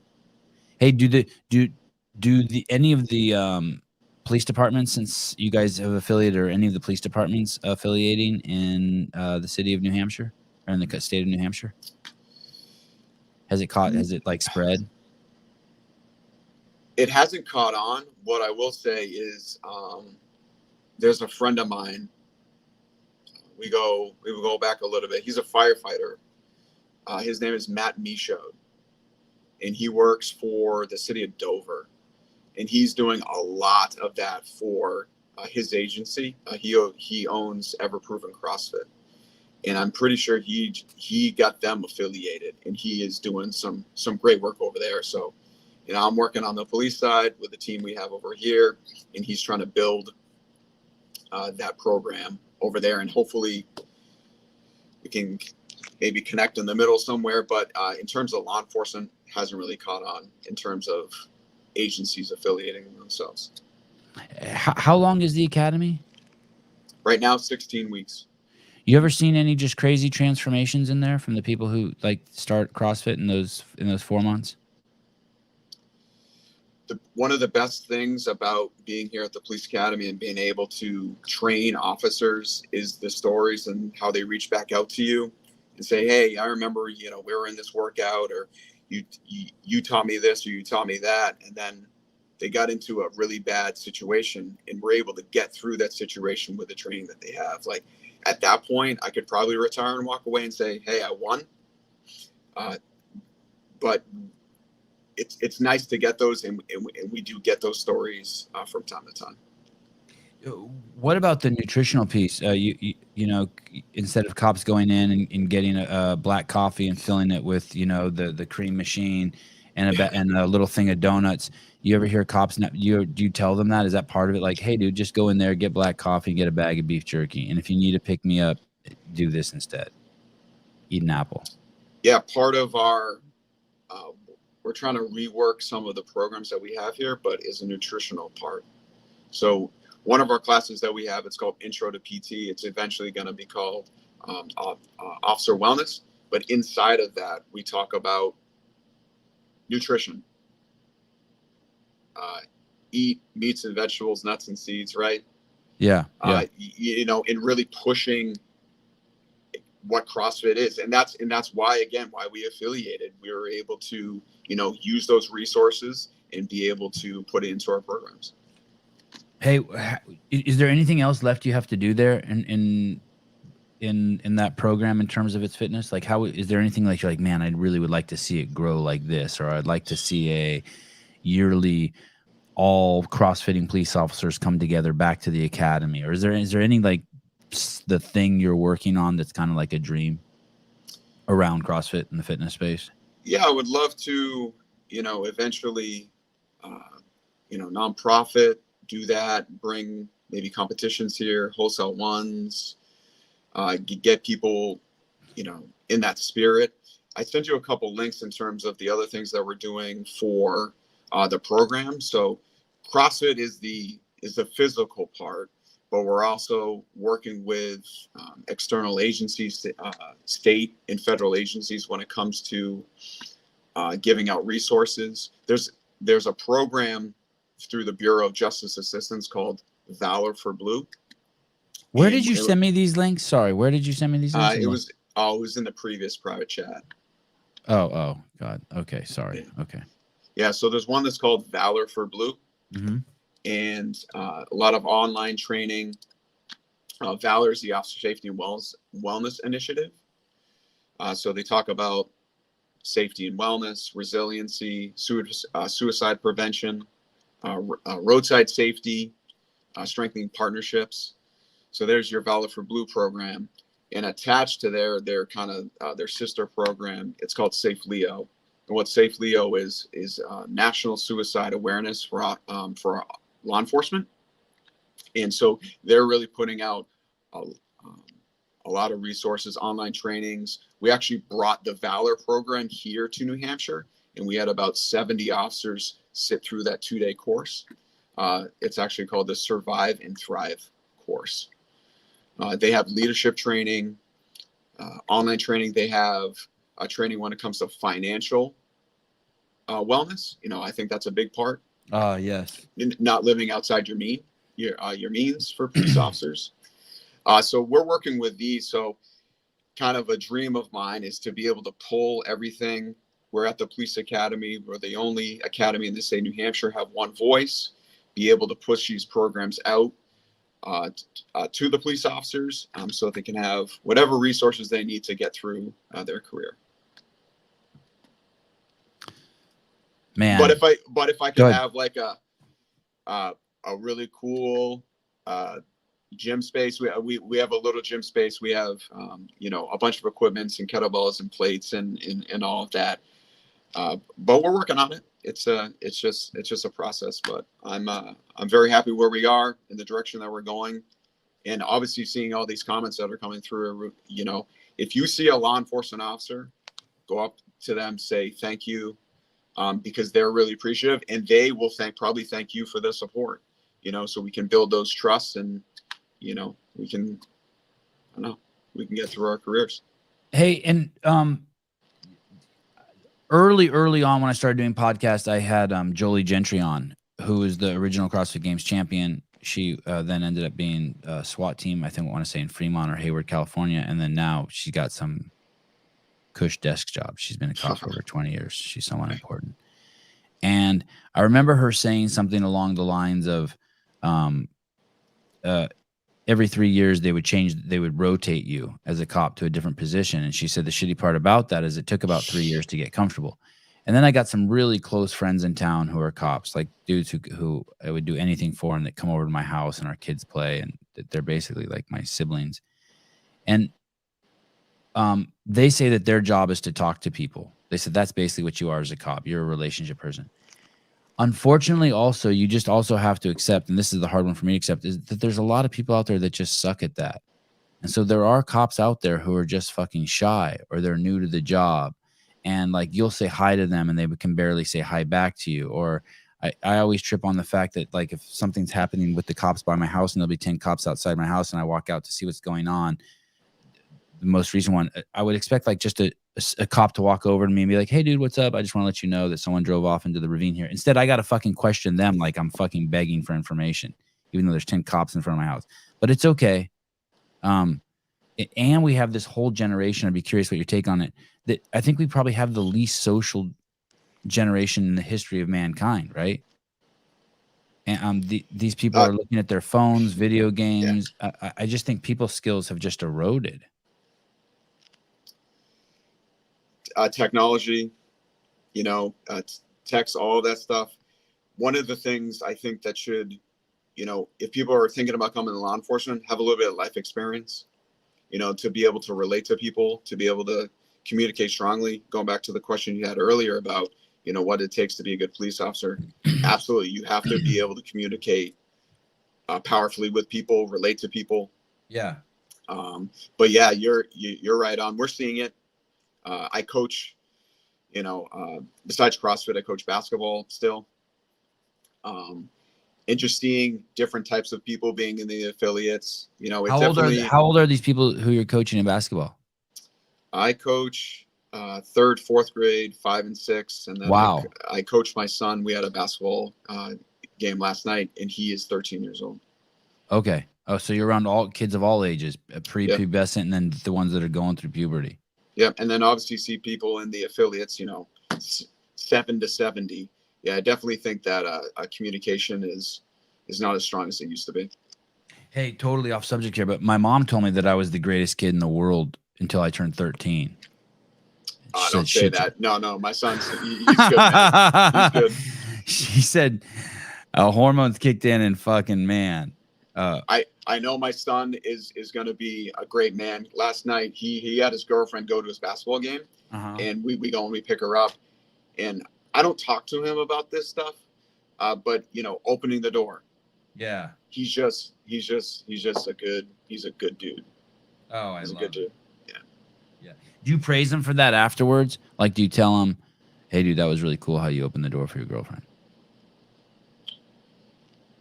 Absolutely. And what we tried to do, we're getting to the parenting thing, but praise effort. Yeah. You know what I mean? I just saw something the other day about when it comes to kids and like, oh, you're so smart or you're so this, where they start to identify themselves as I think like a smart kid. Yeah. So when like something they don't do something they feel bad about themselves. Yeah. We're more about the effort and the hard work and the consistency that they put into the things that they do. My son's, he's a fantastic human being. He's a really good basketball player. My daughter, who's 10 years old, who's 10 years old. She's wonderful. She dances. She plays basketball. She's active. But they all work very hard. And yeah, I love my kids just like you love your kids. They, I see them and they work so hard and they seem so kind. And maybe if we get out to California, I can see them in real life. So. Oh, that would be awesome. How often do you come out west? Do you come out west once a year or once every 5 years or? We came out a couple of years ago. We haven't seen our friends in a while, so maybe we'll take a trip to Santa Maria next year. Hey, dude, thanks for coming on. You're always welcome on the show. If you any subjects, topics you want to talk about, from kids to copying to whatever, I don't give a shit. I think you're cool. I like what you're doing. So please come on anytime. Just reach out. Yeah. The worst I can say is no. Sorry, we have Jason Hopper coming on. Yeah, Sorry. yeah. Hey, it'll be one of those relationships you like. It's just it'll be straightforward, and a no is and a yes is a yes. But again, I want to say thank you to you. Thank you to your crew. As advertised, got to speak with Matt. I was introduced to Patrick, and is it Bella? Oh, Patrick, Rios, and Bella. That was my first time working with them. Are they amazing or what? They're amazing. Yeah, we had breakfast with them, and they're great. And just your whole crew, unbelievable, welcoming. You didn't have to talk and stop and talk to us. Felt so welcome and so appreciative. And thanks to everyone in the comments to supporting law enforcement. Just keep doing that. It is swinging back. I think the pendulum is swinging. Good. I think that we're seeing it in New Hampshire. Hopefully you'll see it back out west as well. But just go out there, support a police officer. And again, if anybody needs anything from me, just reach out. I'll be happy to help you. And you're on Instagram. They can just DM you. Absolutely. You're at oh, there it is. Iron Works Hawk. Iron Works Hawk. Okay. All right, dude. Thank you very much. Thanks, Sevan. Have a good one. Have a great day. Yep, you will. Bye-bye. Okay, bye. Adam Hawkins works at the police academy, 20 years cop, New Hampshire. Ran into him at the CrossFit Games. Had already seen him. I had run across his Instagram account on Instagram, and I'm like, oh, I got to have this dude on. 20 years in the police academy, or 20 years as a cop, and now working in the police academy. Got a CrossFit affiliate. Go figure, right?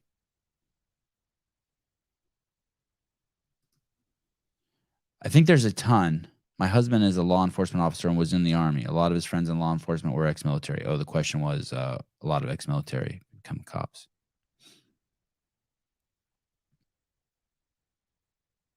All right. Good thing I'm getting out of the CrossFit space. I had some other notes here. I'm so glad we got his internet situation fixed. I should probably clip the first 2 minutes of that show. Throw it away. Anything special for the 1000th show in a couple weeks? I don't think so. Golf Foxtrot Yankee. I thought we're like on 1200. I tell people we're on 1200.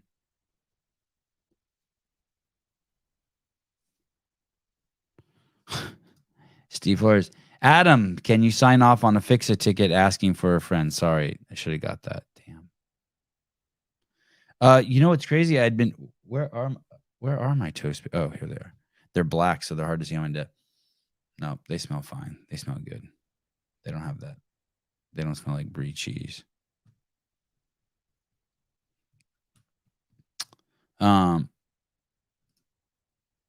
Krista Parham, should have asked him about his craziest stories while being a police officer. Okay.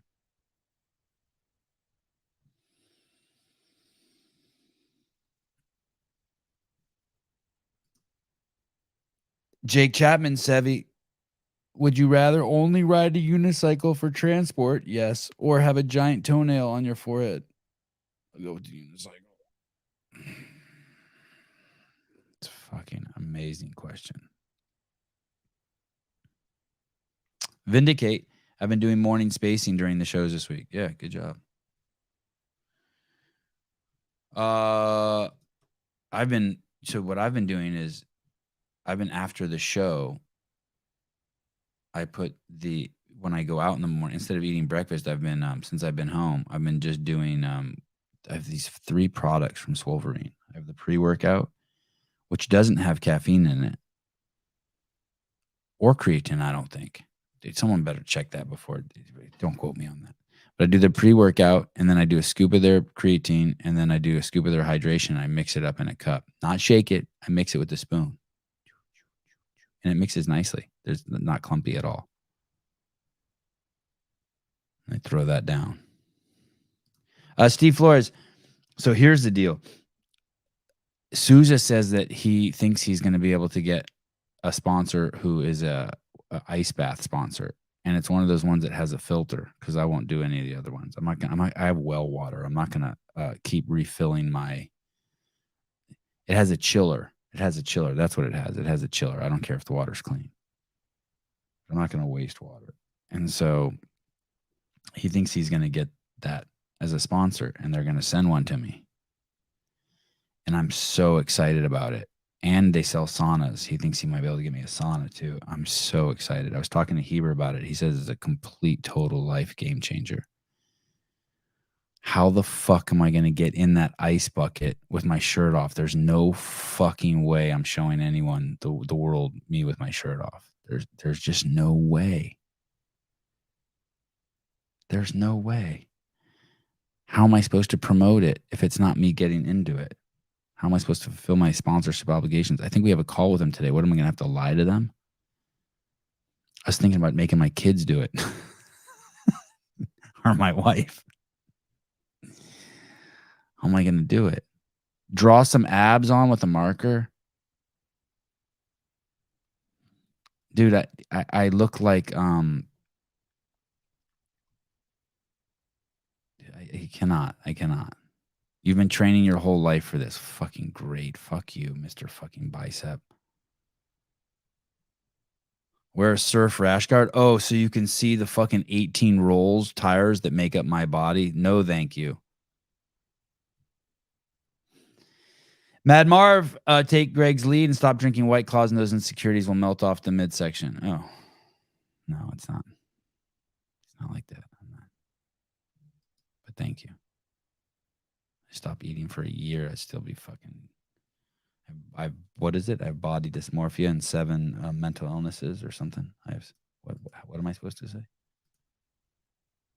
Maybe I'll just cut to like right as my titties go in.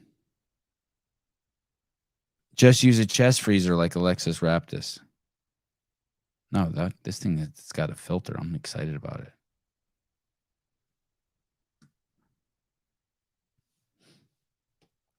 So, I don't know if I want to do this right now. Do you guys want to talk about? There's this chick in my comments who's losing her fucking mind. Her name's Kate Foster. I want to read something that she wrote.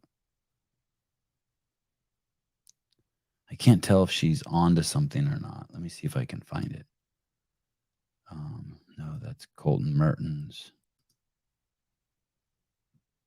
Oh, here we go. Comments. Okay, click on comments. Oh,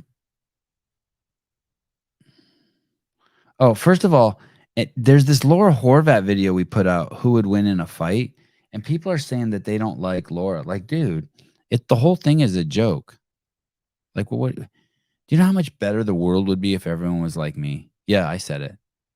Like, everyone lighten up. It's a joke. You don't have to weigh in on if you like someone or not because she won't shake my hand, or it's just a joke. The whole thing is a joke. It's a giant bit. And if it's not on her part, who cares? For me, it is. It's just fun. It's just totally fun. One person, you should see what one person wrote.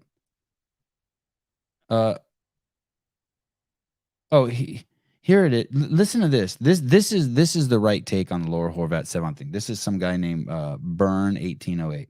The Laura and Sevan psychodrama is one of the most fun feuds in the extended CrossFit milieu. Yeah, it's just fun. It's just a story to follow along. It's just fun. It's improv. I mean, we haven't talked. We're not like, I don't have like a thread with her on the side. Okay, today we're going to fight like this, and then we're going to do like this. It's not like that, but like there's an unspoken, just like, hey, we're dancing. The Sevan Podcast, Laura Horvath interview, episode 122, is a classic. Laura is all about an uncompromising, icy bluntness, and Sevan, as usual, are playful but insightful imp. I don't know what that means. Doesn't sound good. The immovable object versus the irresistible force. That being said, in a fight, Sevan could neither overpower or outrun her. That's probably true. Even climbing a tree would be an unsuccessful strategy. Can you imagine she's chasing me like a bear and I'm like, around the tree? I would pay to see a Sevan Laura buddy movie where they would have to work together. Laura's physicality and Sevan's not really sure what he brings to the table, actually, to save the world. Oh, yeah, give that a fucking thumbs up. Yeah, dude, like, chill. Everyone, like, what do you mean you don't like Laura? The fuck you talking about? I need that. I need her. It's the same thing with, oh, yeah, here it is. Listen to this. Listen to this crazy shit. This is from some chick named Kate Foster 9743. Hi, Kate. What's up, girl? Your followers have been harassing her about thanking you. My follower harassing her. Listen. This is about the Sporty Bet thing. Listen, you can't make a video about someone that's called the most toxic man in CrossFit and then start setting rules and boundaries. That's not how. It's the same thing. I view Sporty Bet the same way I view Laura Horvat, the same way I used to view Andrew Hiller. It's just a courtship process. I don't view any of these people like it's just a courtship process. But the gloves are off, dude. Like, hey, you don't get to like make any rules now. She doesn't get to make any rules. She can't talk about what did you call them? Your followers. Your followers. There's no my followers. Your followers have been harassing her about thanking you. How did she make that video and now you're accusing me of harassing her or anyone in harassing her? You don't do you not understand how that works? You lit my house on fire and now you're yelling at me as I wash my house down that water's getting on your house? Fuck you. But politely. Once you lit my house on fire, any way I choose to put it out, you can't comment on. You get that? You can't comment on you can't judge me for the impact of me trying to put out my fire that you started is affecting you. You cannot do that. Fucking brilliant metaphor. Good job, Sevan.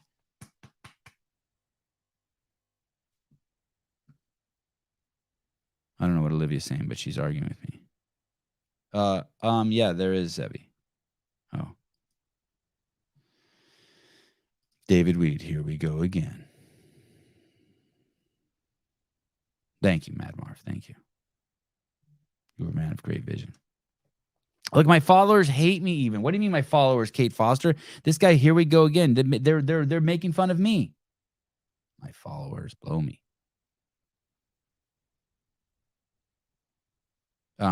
Sevi, we will do what you say. We can't think for ourselves. Please tell us what to say and to do. We are your robots.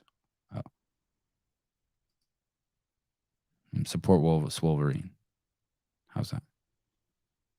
Have you seen her zucchinis? No, but I picked 2 zucchinis last night. My wife is so fucking cool.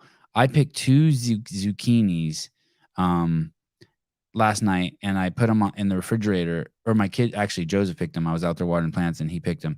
And then I took them inside, and I put them in the refrigerator, and asked my wife if she could work them into dinner. And she did. It was cool. She worked me in. At first, she looked at me like, like, I don't think so. But then she did last night when I had dinner. I was like, oh, what these chunky things in here? Kind of like they weren't fully steamed. I loved them. So I haven't seen, I don't know who zucchini. You trying Sporty Beth grows zucchinis too? I'll show you my zucchinis today. I'll go outside and show them to you. Okay, back to Sporty Beth.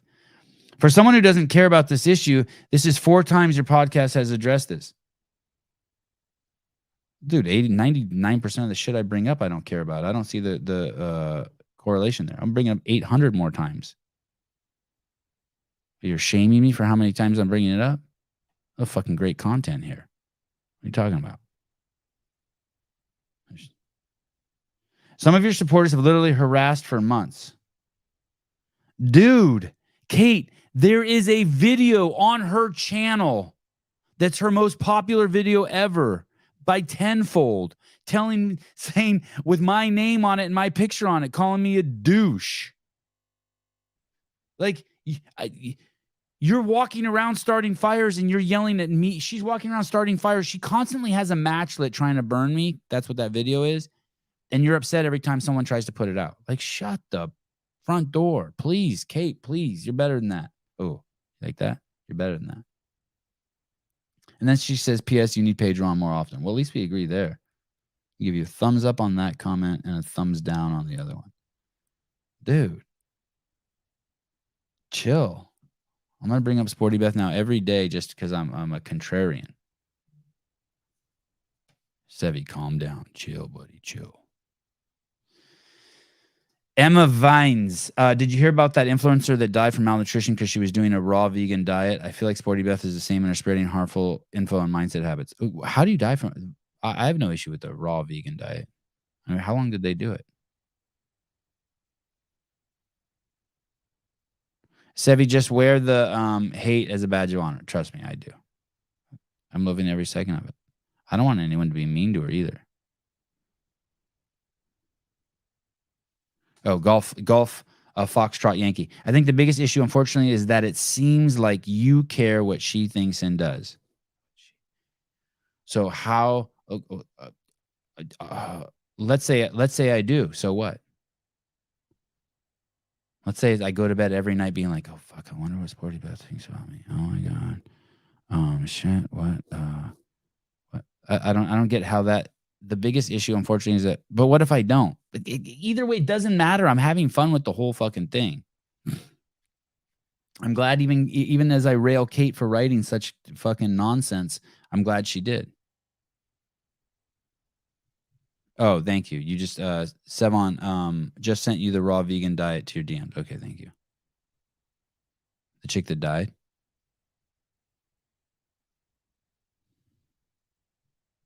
Dildo. Can we get stickers or pins that say Sporty Beth Fan Club? Here's the only thing. Here's the only thing. If you here's the only part that I actually thought of that was kind of like fucked up. What if, like, Laura, I'm dancing with, I danced with Hiller. There's people I dance with in the community. You know, I've been dancing with who's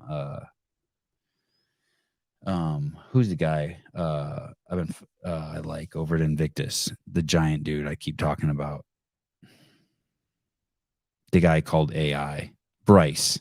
Okay, there's just tons of dudes that are just people that are just threads in here, right? That I just fuck with, right?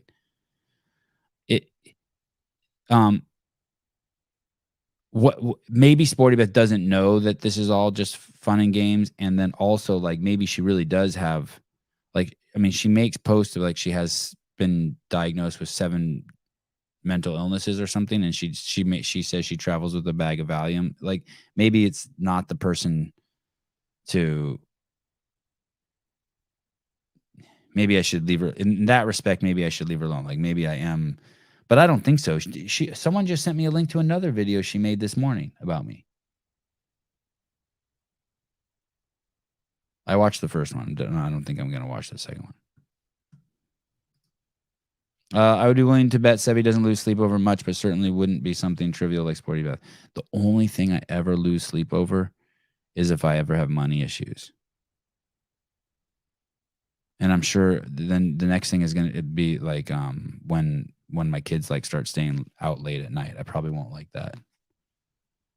But I don't like the thought of like outstanding debt. It stresses me the fuck out. Yeah, that's what I'm thinking. If she doesn't want to play, she needs to leave me alone. But that's the thing. Explain that to Kate. Like I'm going to talk about her every day. It's my whole show is about threads, narratives, reflecting. That's my whole fucking show. That's the premise of the whole fucking show. Keeping you guys engaged with just fucking different stories out there, premises, ideas, narratives. You think she hates me because I'm Jewish? But I'm not Jewish. I'm not Jewish. You can like me. And I don't hate, even though I have 3 sons that are Jewish, I don't even hate anti-Semites. I've never even met an anti-Semite. I don't even believe those exist, by the way. That's another thing. Y'all chill. Say this 6 times fast. Sevan stick.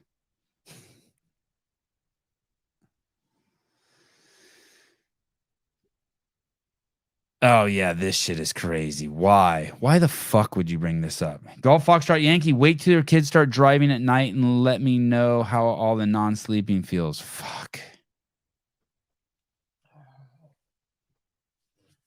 Dude, I live on an old country highway, right? 1 lane in each direction. No bike lane. And there's fucking kids riding up and down this fucking old highway on those stupid ass electric bikes without helmets. Invite her on the show? No, I don't think I want to do that. Hey, dude, here's the thing. There was a rattlesnake I had in a cage, and it hadn't eaten in 2 months, and I started getting worried about it. So I put my hand in there to hold an injured mouse, and the rattlesnake bit me. Whose fault is that? Mine, right? So that's basically what happened. At the end of the day, I'm completely responsible. There was this person, a week before I'm tussling with someone who has who posts about their mental illnesses and carries around a bag of Valium. I'm not putting my hand completely in the fucking cage. I'm not stupid. I mean, who the fuck? We were just talking about trust on the show. Who the fuck thinks that like someone's going to give you a media pass with an ulterior motive? Get the fuck out of here, wackadoodle. That's cool. It's fine.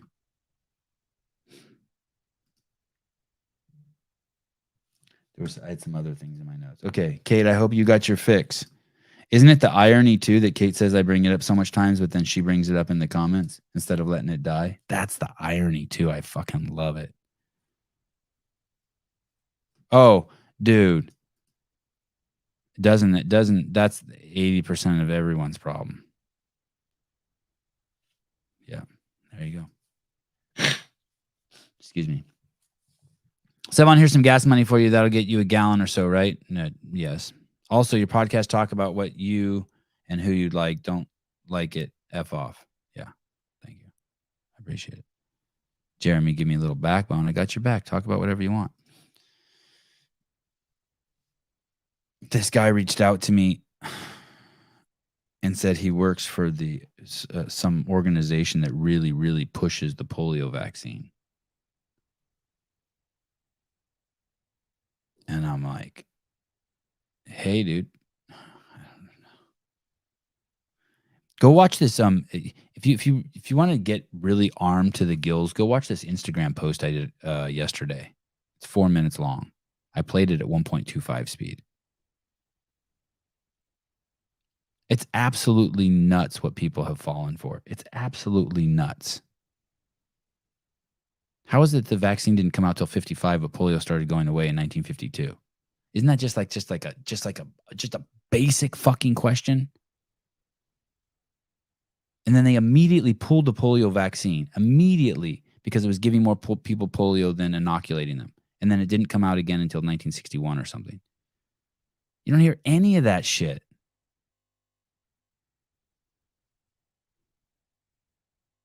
Notice that what I posted too isn't being fact checked. And they're fact checking everything right now on Instagram. It's crazy.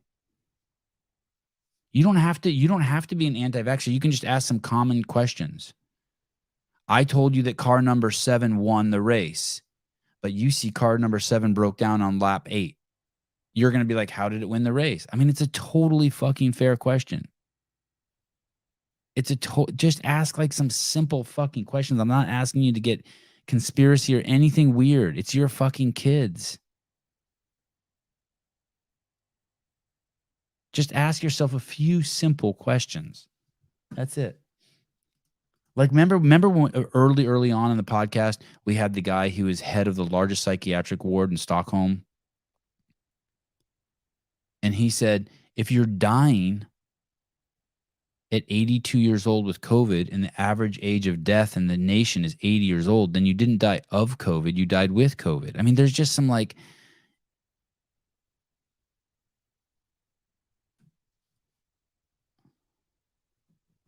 who do we live with? Who are we living with? Tank Reeves, if you ever want to talk black pill, Sevi, I'm your man. Get me on for a 20-minute chat. I probably should. Yeah, I've talked to him about this. Maybe he's going to come on more and more. Maybe we can talk about it. It's not a favorite subject of his, I'll tell you that, polio. Oh, Paulie G. Oh, here we go.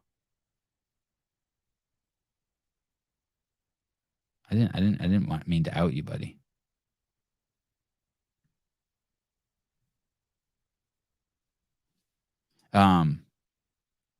Yeah. Maybe we can have him on. By the way, I like your profile picture. Very high-end brandy. Philip Kelly, 2 years ago today, I went to the ICU with COVID.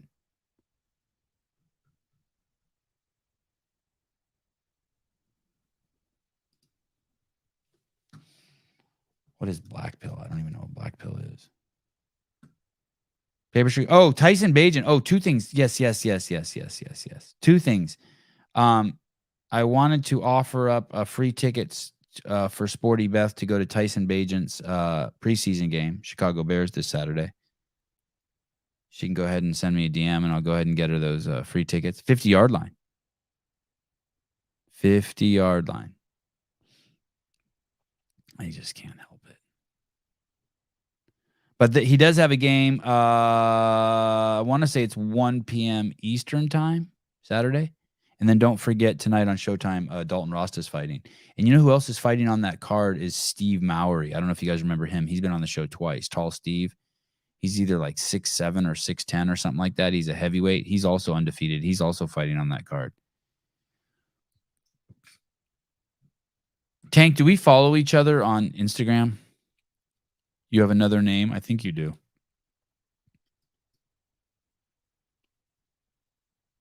Oh, here we go. Sean Lenderman, Bagent got listed behind Nathan Peterman on the depth chart. Not good for Bagent. They do. They have a depth chart. Depth.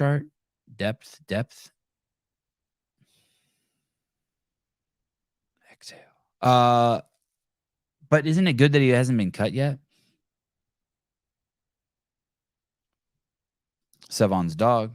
I'm the most toxic dog in all of CrossFit. Golf Foxtrot Yankee. Yeah, you know what's crazy is all our numbers have doubled since the games. It's kind of crazy.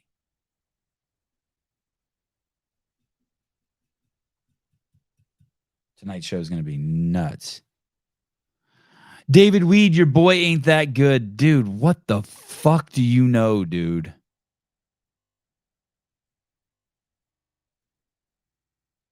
Yeah, thank you, Sean.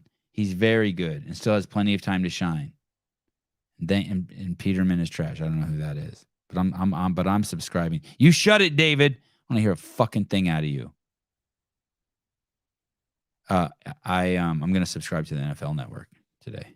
Yeah, it's man shit. I bet you my T count goes up. My belly grows by fucking 6 inches. Sean Lenderman. Listen, David. Listen, David. Listen. Bagent is actually impressing a lot of people.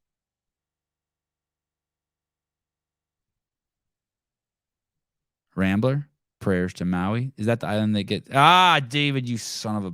Is Maui on fire? Is that what's going on?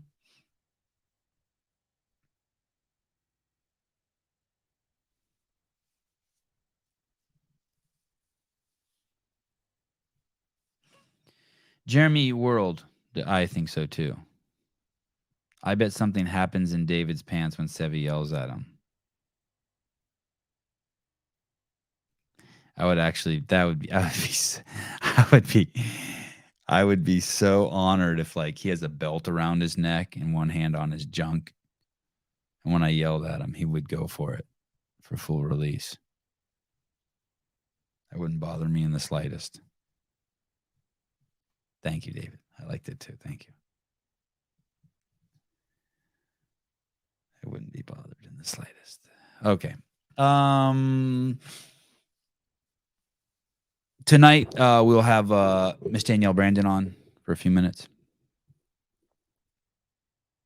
And then we will have, I don't know who comes on next. Ariel Lowen? No. Yeah, Ariel Lowen. And then Alex Gazan. And then, after that, Colton Mertens. All being hosted by the greatest CrossFit commentator of all time from ESPN. What does ESPN stand for? ESPN Sports. ESPN Sports Network. What the fuck does the E stand for in ESPN? Something Sports Network? Everyday Sports Network? Anyone? So Chase Ingram will be there, and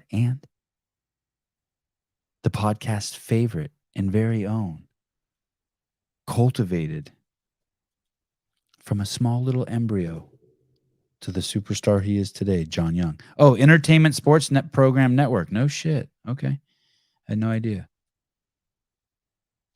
I read that book. Why are they having all the fun? Or those guys have all the fun. It was the history of ESPN. I actually listened to the audiobook. What a great book. My God, that was an amazing book. No, not Sean Woodland. Just Chase. Chase, John Young, myself, and then guests will be coming in. I'm sure Caleb and Suze will be in the back.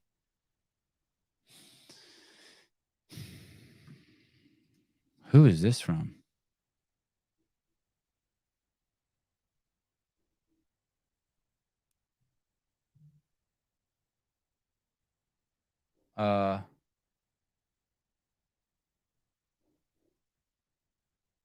Shit. Who's that from?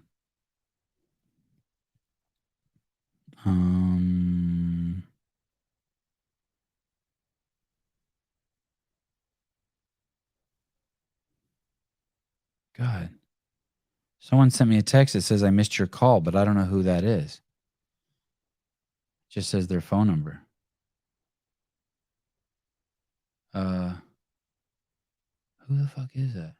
Oh, I know who that is. Oh, yes. I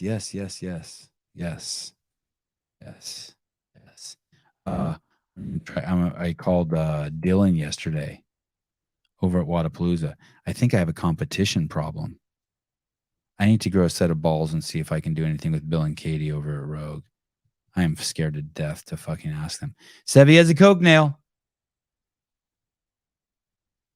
Oh, Shut Up and Scribble was great yesterday. I was going to actually call Taylor today and ask him how it went.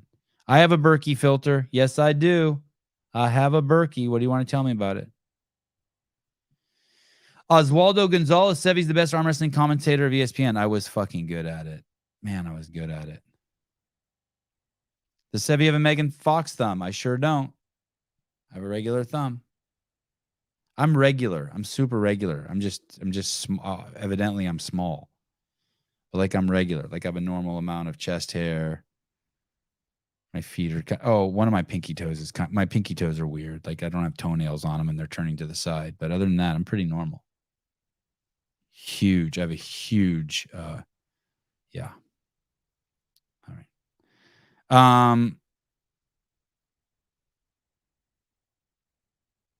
Yeah, there you go. Sevan. Thank you, Magnus. Thank you. Sevan is big, but also tiny.